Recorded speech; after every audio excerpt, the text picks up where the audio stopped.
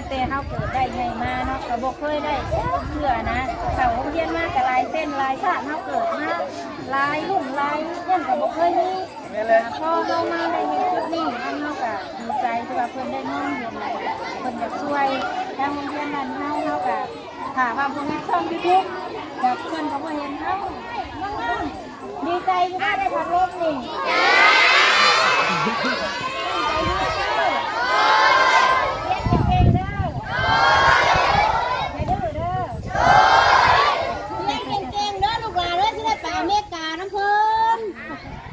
กะทักทายสบายดีและสวัสดีเด้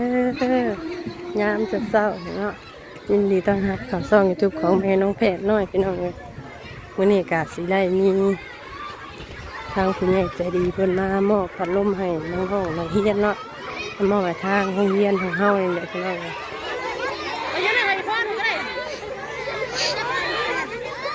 เอ้าอยู่ข้างหน้าหมู่แท้นี่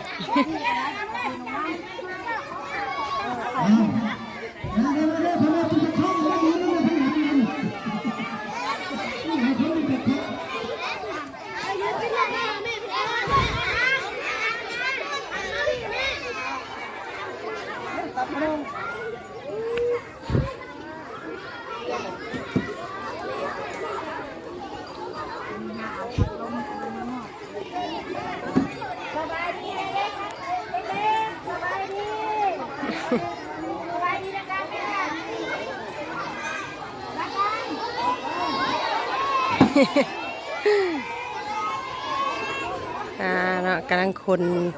พัดลมลงพี่น้องเลย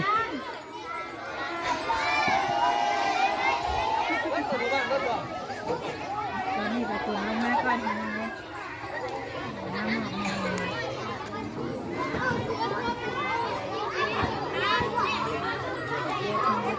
ใส่เด้ครูอาจารย์เพิ่นอยู่ทั้งใดเพิ่นอ่ะ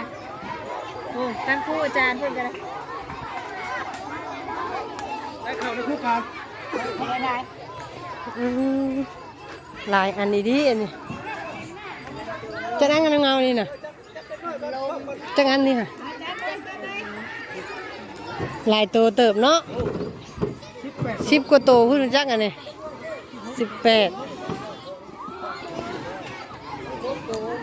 18 16 โต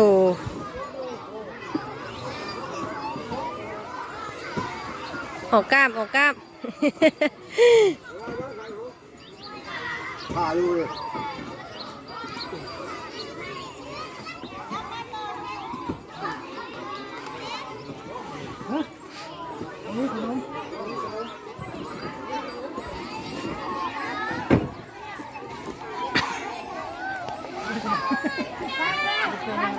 พี่นักเพิ่นตามนี่สบายดีพร้อมกันเด้อประสบการณ์เขาเลี้ยงแพวแล้วคนจะแค่หูชาวพระเด็กๆสบายดีเด้อ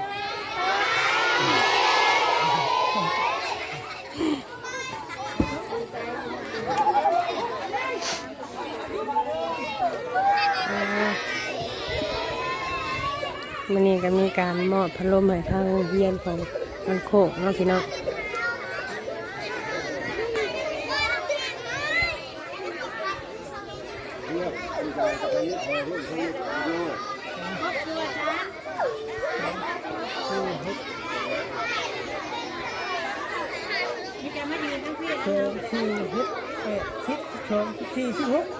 ครบแล้วครับ ถ้ามายืนเรียงกันต้องอยู่ทั้งแม่ไปคู่มันไหม เรื่องข้างหน้าหรือเรื่องข้างหลังคุณน้ำหมอ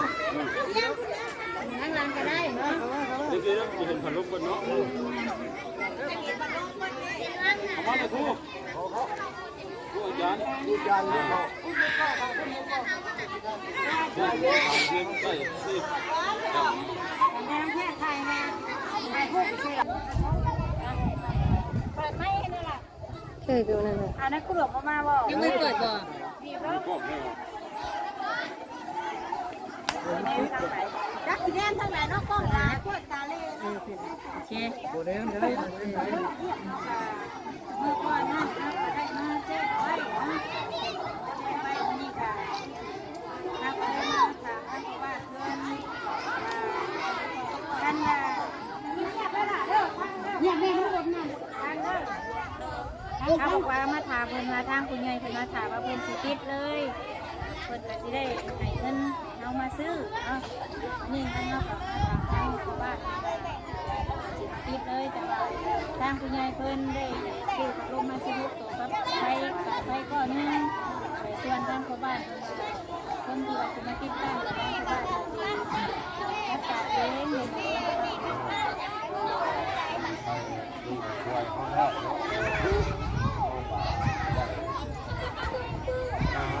ต้นกันนะในสถานบ้านเราเนี่ยทุกคนยึดหลายใส่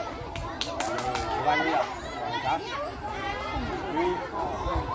ว่าเขากับมันกาเนาะมาบุญจ่าว่าเชื้อก็บอลเป็นอารมณ์ได้อย่างเช่นนี้จำนวนอยู่16ตัวเนาะว่าบ้านห้องก่อนอยู่จานหรือยังมีความหลอกใจเนาะว่านี่น้ำใจโดยที่ตัวเนื้อเนาะนักเรียนบ้านพวกเขาได้ใช้ลมในห้องเรียนเด็กจะรักยุ่งแต่เราดูห้อยไม่ต่างการทำความที่นี้ไม่ต่างลำบากไม่ยุ่งเนาะและได้ช่วยเขาใจในการสูงว่าไปเพิ่นหันยิ่งให้รับให้รวยยิ่งขึ้นไปเรื่อยๆเนาะที่ว่าเพิ่นขาดถึงเนาะใจนี้มันก็ปวดนี้ที่จะว่าให้เป็นนี้ทุกคนเจริญมีเรื่องใหญ่ช่วยเหลือสังคมเนาะไปเรื่อยๆยิ่งขึ้นว่าขาดใจอีกนึงเป็นยังไงเนาะที่ใครเป็นอย่างดีดีแห้งเนาะสุขภาพแข็งทุกปวดเนาะนะครับที่ว่าแต่ละคนรวยก็ละไปเนาะเจ้าคือทางเขานะทางสุขภาพกับทางการงานทางคุณยายเดินทางสุขภาพคุณไปทางคุณยายดีทางให้พี่ไว้หน่อยละคุณนี่ละสะพานนี้นี่สุขภาพดี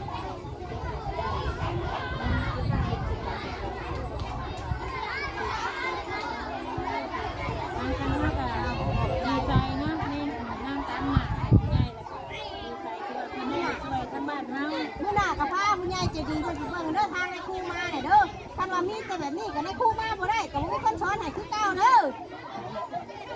ในครูเฮาก็ฮู้ใจอยู่นี่ทางมาก็ เรียน ได้พัดลมนี่ดีใจอยู่มาก ก็ดีใจเนาะก็ดีใจได้พัดลมก็ได้ คือพัดลมนี่นะมัน16ตัวนี่มันเกินบ้านตัวนี้ไป อยากได้ทางได้มาสะดวกก็ได้ขี่รถมา เมืองนี้มีแต่เพิ่นให้ติดหัวละ2ตัวเพิ่นว่าให้ติดหัวละ2ตัวแล้วก็ตัวที่ว่ามันบ่ทันได้ตัดอันนี้ได้แล้วเนาะแต่ตัวที่ว่ามีนักเรียนอยู่ที่ติดไฟตัวที่บ่ทันได้ติดที่โรงเรียนได้บาท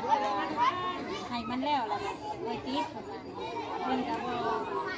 บ่แน่นอนได้บางทีเนี่ยขอเพิ่นสิมาเยี่ยมอีกเพิ่นก็อยากมาเบิ่งว่าเฮาซื้อให้แล้วเพิ่นสิทางบ้านเฮาเพิ่นสิติดให้แล้ว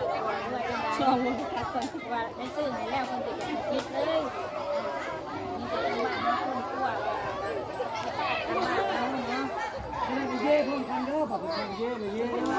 เอาก็ดีใจสวยทำไมทั้งซื้อทั้งรถอีกรวมทั้งรถทั้งมวลทั้งสายไฟดีเบิด8 ล้าน7 แสนกีบเนาะท่านอาจารย์เนาะอันนี้มีอย่างบ่เนาะให้ท่าน วันนี้เราได้นำผู้บริหารกติกาอยู่ในโรงเรียนแห่งนี้แล้วก็ถือว่าได้ครับพัดลมจำนวน10 หน่วยนี่มีความดีใจเป็นอย่างยิ่งว่าซั่นซะเพราะว่าทั้งผู้ใหญ่ใจดี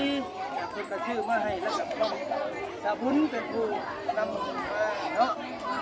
ส่งเสริมให้ลูกให้หลานพวกเขานี่ได้โรงเรียนแบบปกติอากาศบ้านเฮาอากาศร้อนนะเนาะเนาะ ตั้งแต่เฮาเกิดได้ใหญ่มาเนาะก็บ่เคยได้เชื่อนะเข้าโรงเรียนมาก็ลายเส้นลายชาติเฮาเกิดมาลายรุ่นลายยังก็บ่เคยมี แม่เลย พอเฮามาได้เห็นจุดนี้ทางเฮาก็ดีใจที่ว่าเพิ่นได้นอนเรียนหลาย ทางโรงเรียนบ้านเฮากับค่ะว่าพวกนี้ช่องยูทูบกับเพื่อนเขาก็เห็นเฮา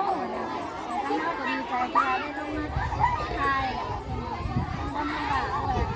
ความบ่น้อยเนาะเราก็ดีใจมาเด็กง่ายๆน้องๆดีใจที่ได้พัดลมนี่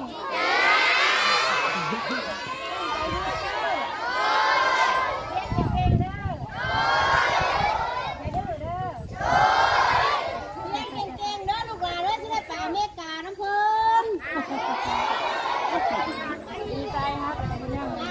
ไปไม่กาก็ได้ทุกการได้เรียนเก่งที่เป็นยังมันเรียนได้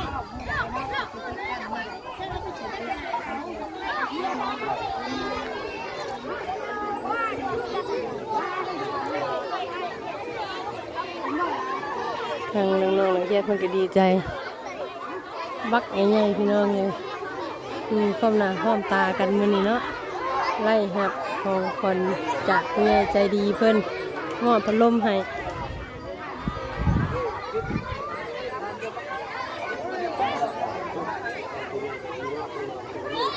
คลิปนี้กับแม่น้องแฝดก็จะได้ขอตัวจบคลิปลงเพียงเท่านี้เด้อฝากพ่อแม่พี่น้องก็ติดตามแล้วก็เป็นกำลังใจให้แม่น้องแฝดเลยเด้อสบายดีพบกันในคลิปหน้า